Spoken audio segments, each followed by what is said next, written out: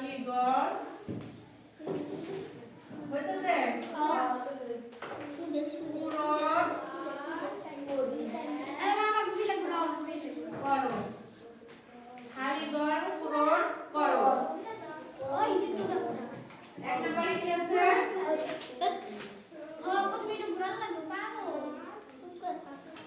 এই দেখো প্রথমে কি আছে খালি ঘর আছে খালি ঘরে